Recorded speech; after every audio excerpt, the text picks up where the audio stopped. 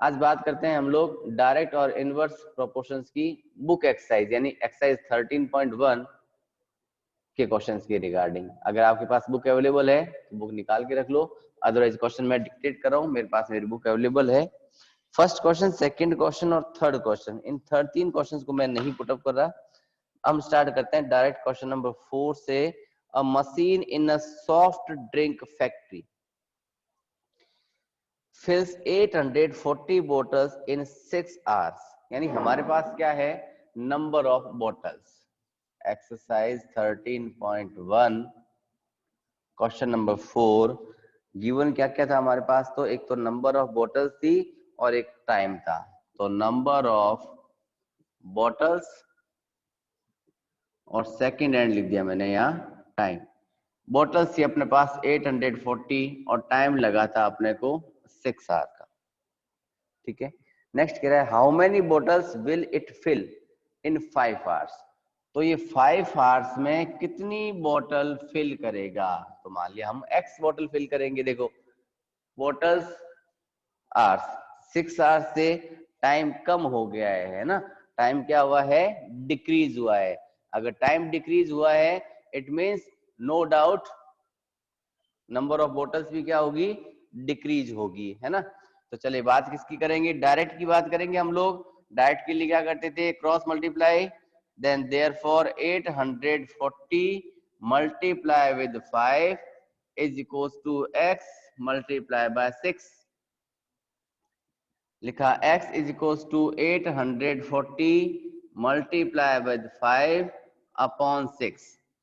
6 1 जा 6, 6 1 जा 6, 2 और 4 24, 6 4 जा 24, 14 5 जा 70। तो x आया 700 बोटल्स, यानी वो 5 आवर्स में कुल मिला के 700 बोटल्स फिल कर देगी मशीन। ठीक है, आई बात समझ में। ज्यादा कॉम्प्लिकेटेड क्वेश्चन था नहीं अपना, क्वेश्चन है जस्ट सिर्फ इतना ही कहा था हमें कि एक सॉफ्ट ड्रिंक बनाने की कोई फैक्ट्री है, उस फैक्ट्री में एक मशीन जो है वो 840 बोटल्स 6 आवर में कंप्लीट करने। तो अपने पास 2 क्वांटिटीज मिली, first quantity number of bottles और सेकंड मिली हमें टाइमिंग। बोटल्स कितनी थी उसके पास 840, टाइम लग गया उसको 6 आवर का। ठीक है, वो कह रहा है वो अगर वो 5 आवर्स का टाइम मिलेगा तो बोटल्स कितनी फिल करेगा, तो उसको एक्स लेट कर लिया हमने, डायरेक्ट प्रोपोर्शन लगा। क्यों, क्योंकि ये एक वैल्यू डिक्रीज हो गई तो नो डाउट सेकंड भी डिक्रीज हो रही है अपनी, पता चलेगा हमें। ठीक है ना, तो 840 multiply by 5 x multiply by 6, कैलकुलेशन करने पर x is equals to 700 bottles. It means machine जो है वो 5 आवर्स में 700 बोटल्स को क्या करेगी, फिल कर देगी। ठीक है, आई थिंक बात समझ में आ गई होगी। देखते हैं इसका next question.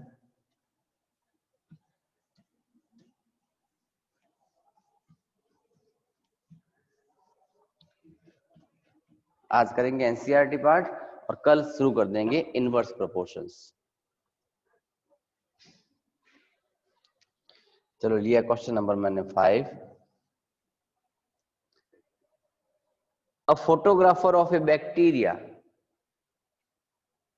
enlarged 50,000 times attain a length of 5 centimeter। A photograph यानी एक फोटो बना हुआ है किसका, किसी बैक्टीरिया का, enlarged 50,000 times attain a length of 5 centimetre. यानी अगर एक्चुअल लेंथ उसकी कितनी दे दी हमें 5 सेंटीमीटर, और फोटोग्राफ में उसको अगर एनलार्ज करके वो 50,000 टाइम्स एनलार्ज कर देता है। ठीक है, तो कह रहा है what is the actual length of bacteria, bacteria की एक्चुअल लेंथ कितनी होगी if photographs is enlarge 20,000 times only. तो हमारे पास 2 कैटेगरीज मिली, एक तो लेंथ मिली नॉर्मल जिसको हम लोग एक्चुअल बोल सकते हैं। ठीक है, सेकंड हैंड मिलेगी मुझे एनलार्ज साइज।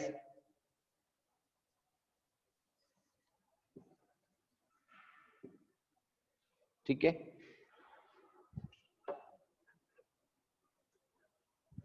सेकंड मिलेगा मुझे एनलार्ज। फर्स्ट कंडीशन में एक्चुअल में कितनी थी 5 सेंटीमीटर, एन लार्ज में कितनी मिली हमें कि 50,000, ठीक है। सेकंड है, सॉरी, एन लार्ज में चलेगी अपनी 50,000। एक्चुअल लेंथ हमें फाइंड आउट करनी है x सेंटीमीटर, जब हमें एन लार्ज में दे रखा है उसने 20,000। कर दे वही क्रॉस मल्टीप्लाई, करते हैं क्रॉस मल्टीप्लाई, तो आएगा देखो 5 multiply by 50,000 is equals to, सही चला क्या? हमें नहीं चला है ना, क्यों नहीं चला? क्योंकि हमें क्रॉस मल्टीप्लाई करनी है, मैंने डायरेक्ट की है, यानी यहां चलेगा 5 multiply by 20,000 is equals to x multiply by 50,000। तो ये आएगा 5 मल्टीप्लाई बाय 20,000 अपॉन 50,000, वो हो जाएगा आपके x के इक्वल। देन देखो 4 0 से 4 0 कट, 5 1 जा 5, 5 1 जा 5, therefore x is equals to 2 centimetre. जब उसको 20,000 बना दिया तो उसकी लेंथ कितनी हो गई थी अपने पास में? 2 centimetre.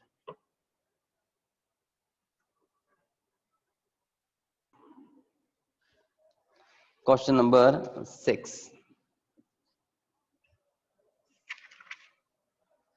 In a model of a ship, एक जहाज का एक मॉडल दिया हुआ है। The mast is 9 centimetre high, mast होता है वो जो तुर्री जो झंडा लगा हुआ होता है कि उस टाइप का शेप, ठीक है। While the mast of actual shape is 12 metre high, कि जो मॉडल बना हुआ है उस मॉडल में जो मास्ट बना हुआ है वो है 9 सेंटीमीटर का, और एक्चुअल जो है वो है अपना 15 मीटर का, ठीक है। तो हाइट ऑफ मास्ट,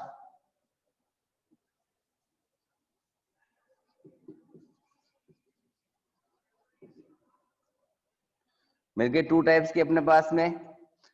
वन मिला अगर 9 सेंटीमीटर और सेकंड मिला हमें 12 metre. If the length of ship, second content कौन मिला मुझे कि length of ship, length of ship is 28 metre, तो 28 मीटर तो कहां होगी? एक्चुअल पोजीशन में होगी। तो ये कह रहा है उसमें मॉडल में कितनी होगी, तो मॉडल तो सेंटीमीटर में जाएगा, ठीक है। तो हो गया हाइट ऑफ मास्ट, कहां देखी हमने? मॉडल में, और वहां देखा एक्चुअल में। तो एक कॉलम और लिख देते हैं यहां पर, इसको लिखते हैं हम लोग मॉडल, और ये लिख देते हैं एक्चुअल, ठीक है। करें क्रॉस, तो क्या होगा? 9 multiply with 28 is equal to x multiply with 12, therefore x is equals to 9 multiply by 28 upon 12। ये देखो 3 की टेबल से 3 टाइम, 3 की टेबल से 4 टाइम, 4 1 जा 4, 4 7 जा 28, रिमेनिंग रहा 7 3 जा 21 सेंटीमीटर। अब आप कहोगे सर ये सेंटीमीटर में ही क्यों आया, है ना, तो इसकी बात यहाँ कर लेते हैं। साइड में लिखूं मैं एक बार, देखो 9 किसका था मेरा? सेंटीमीटर का था। 28 किसका था? मेरा मीटर का। अपॉन में 12 चला, 12 किसका था? मेरा मीटर का। देखो मीटर से मीटर कैंसिल हो गया था, रिमेनिंग कौन रहा था? सेंटीमीटर। तो 21 के पास क्या मिला मुझे? सेंटीमीटर मिला, ठीक है। 21 के पास हमारे पास क्या मिला? हमें सेंटीमीटर मिल गया।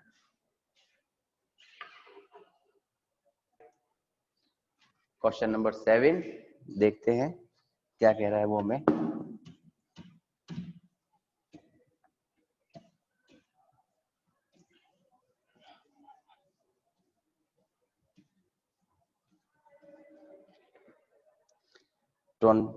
क्वेश्चन नंबर 7 की बात करें। 7 कह रहा है suppose 2 kg of sugar contain 9 multiply by 10 raised to the power 6 crystals।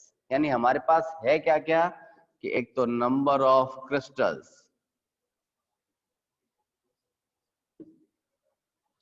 और एक है क्वांटिटी ऑफ शुगर, या शुगर लिख देते हैं सिर्फ इन केजी।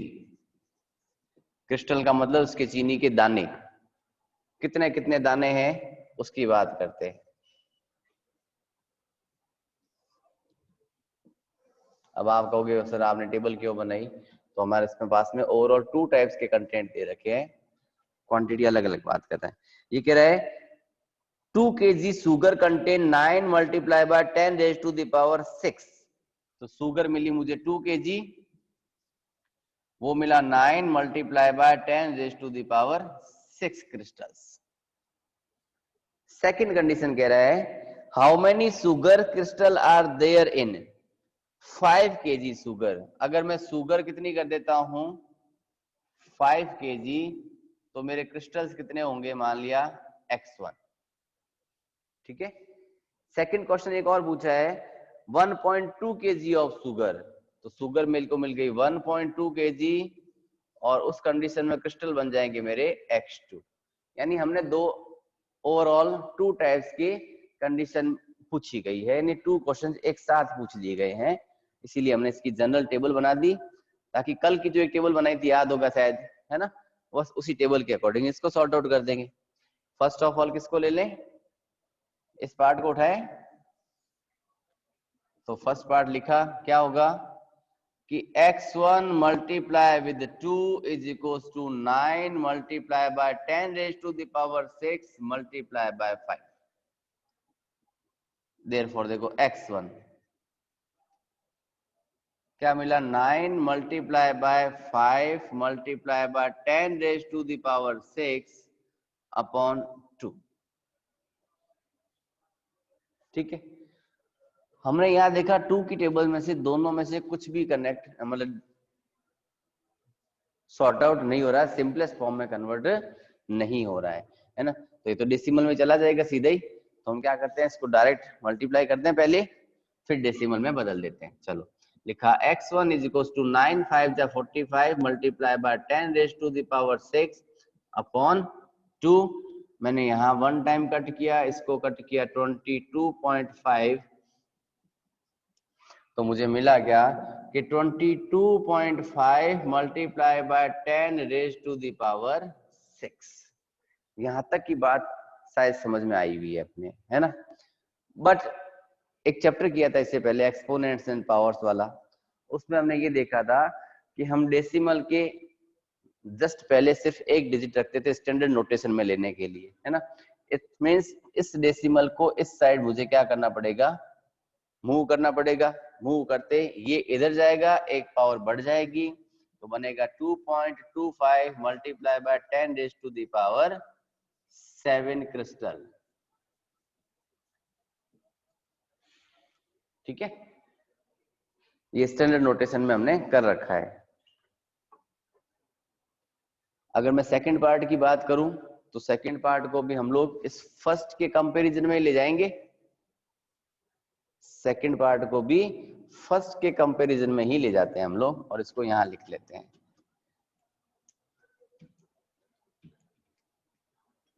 तो ये हो जाता है अपना कि 9 multiply by 10 raise to the power 6 multiply with 1.2 is equals to 2 multiply by x2। अब इस टेबल का काम कंप्लीट।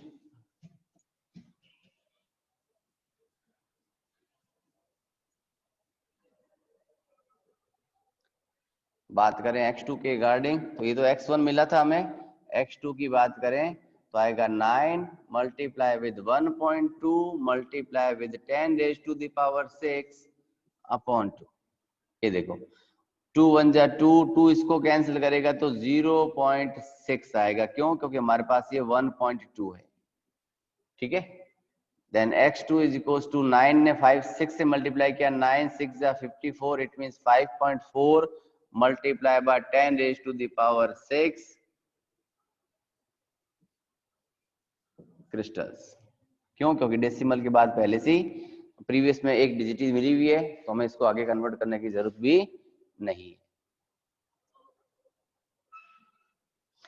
दोनों पार्ट्स कंप्लीट हो चुके हैं अपने इसके क्वेश्चन नंबर 7 के।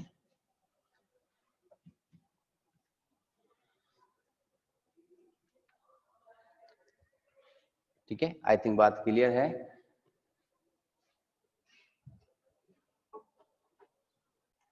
बात करते हैं नेक्स्ट क्वेश्चन के लिए, question number 8। Rashmi has a road map. Rashmi के पास एक रोड का मैप है, ठीक है, with a scale of 1 centimetre representing 18 kilometre. कि रोड मैप में एक्चुअल मैप पर जो 18 किलोमीटर की जो डिस्टेंस है उसको उसने मैप पर 1 सेंटीमीटर में इंडिकेट किया हुआ है, ठीक है। तो डिस्टेंस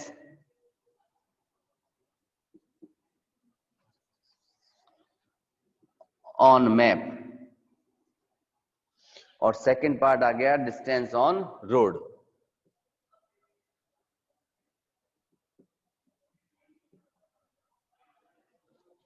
वो कह रहा है अगर मैप पर 1 सेंटीमीटर डिस्टेंस है तो रोड पर दे रखी है 18 किलोमीटर। वही बात कर रहा है कि she drives on the road of 72 kilometre. Road पर कितनी गई वो 72 किलोमीटर, तो मैप पर कितनी जाएगी वो x सेंटीमीटर।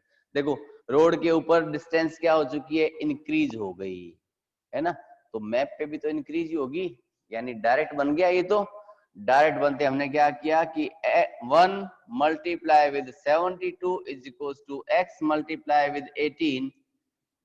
सिंपली x 72 को 1 से करा 72 ही मिलेगा अपॉन 18, 18 1 जा 18, 18 4 जा 72।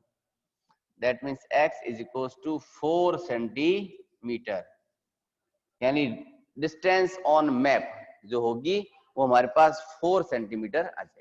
डिस्टेंस ऑन मैप जो है वो बन जाएगी अपनी 4 सेंटीमीटर। सिंपल सा क्वेश्चन था, बहुत ही कॉम्प्लिकेटेड क्वेश्चन निकल चुके हैं अपने, है ना। चलिए अब कॉम्प्लिकेटेड क्वेश्चन की एक और कैटेगरी मिली है जहां में 2 अलग अलग टाइप्स की कैटेगरी एक साथ दी हुई है ना। देखते हैं क्वेश्चन क्या कहता है। क्वेश्चन नंबर 9 की तरफ मूव करते हैं। ये कह रहा 5 metre 60 centimetre high vertical pole cast a shadow 3 metre 20 centimetre long. यानी हमारे पास एक वर्टिकल पोल है जिसकी हाइट दे रखी है 5 मीटर 60 सेंटीमीटर। वो क्या करता है, शैडो देता है, यानी इसकी छाया बनती है 3 मीटर 20 सेंटीमीटर लॉन्ग। यानी 2 कैटेगरीज कौन कौन मिली, एक तो हाइट ऑफ पोल मिला,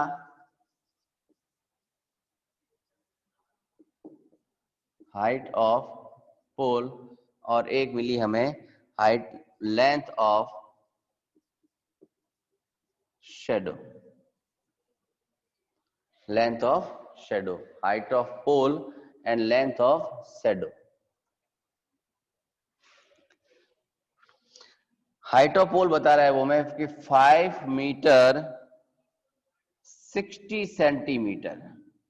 उस कंडीशन में लेंथ ऑफ शैडो जो है वो 3 मीटर 20 सेंटीमीटर बन जाती है। क्लियर है बात। आगे कह रहा find at the same time, उसी समय देखा, the length of shadow cast by another pole 10 metre 50 centimetre high. उसी समय जिस समय ये कंडीशन बनी थी सेम उसी टाइम हमने देखा कि एक पोल था हमारे पास जिसकी length of shadow cast by another pole 10 metre 50 centimetre high. यानी पोल की दे रखी है, पोल क्या होता है अपना 10 मीटर 50 सेंटीमीटर का पोल है, उसकी लेंथ कितनी होगी शैडो की, तो वो x1 होगी। इसमें भी हमने 2 पार्ट्स बनाने हैं। क्यों बनाने हैं, क्योंकि एक टेबल और बनानी है। मैं देखो सेकंड पार्ट और पूछा है, the height of the pole which cast a shadow 5 metre long. अगली बार पोल की हाइट फाइंड करनी है, यानी y1 फाइंड करना है जब हमें ये दे रखा है शैडो दे रखी है 5 मीटर। बना दे इसकी टेबल पूरी।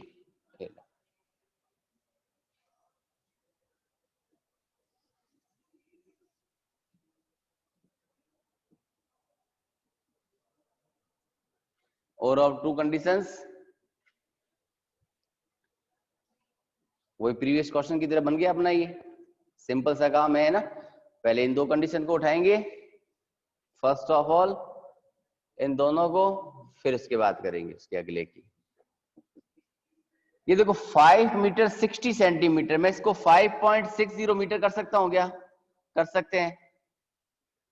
कन्वर्जन ऑफ सेंटीमीटर को मीटर में कन्वर्ट कर दिया, 0.60 होगा, ऐड होते बन जाएगा ये। मल्टीप्लाई विद किससे करेगा? x1 से। इसको मैं लिख सकता हूं 3.20 मल्टीप्लाई विद 10.50। मैंने सेंटीमीटर को मीटर में कन्वर्ट कर दिया है, ठीक है, कोई दिक्कत वाली बात नहीं है। x1 is equal to 3.20 multiply with 10.50 upon 5.60। अब कैंसिलेशन करने स्टार्ट करें। देखो ये डेसिमल रिमूव किया, अपॉन में 100, ये डेसिमल रिमूव किया, अपॉन में 100, ये डेसिमल रिमूव किया, ऊपर 100। अब 0 से 0 कट करने स्टार्ट करें। देखो 1 2 3 4, बस ये बीच वाला 0 है, कैंसिल नहीं होगा। रिमेनिंग पार्ट क्या बना उसको यहां लिख लेते हैं एक बार के लिए, ताकि इजी हो जाए हमारे लिए। तो यहाँ बचा 32, यहाँ बचा 105 और नीचे बचा अपने पास 560, ठीक है। ओवरऑल 40 से मैंने 40 कैंसिल कर दिए, ठीक है। करें आगे। अब कट करें क्या? 8 की टेबल से कट होता है, देखो ये 8 4 जा 32, ठीक है, 8 7 जा 56, क्लियर है।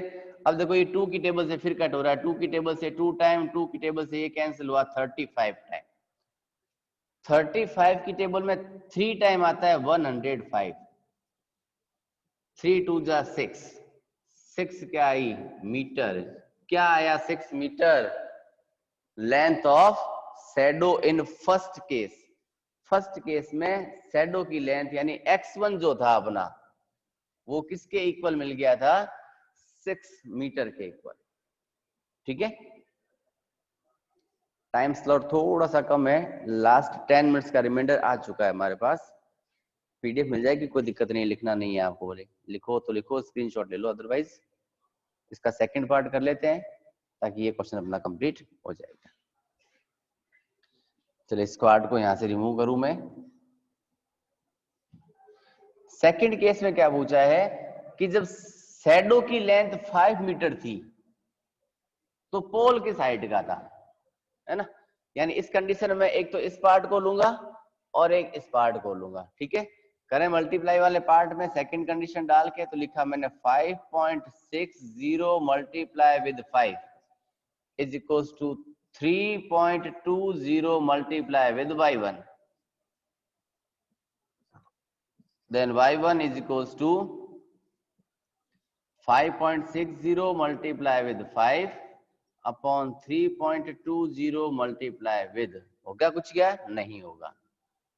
देखो अब डेसिमल रिमूव किया ऊपर का, नीचे 100 आया, नीचे का रिमूव किया, ऊपर 100 गया, 100 से 100 कैंसिल हो गए,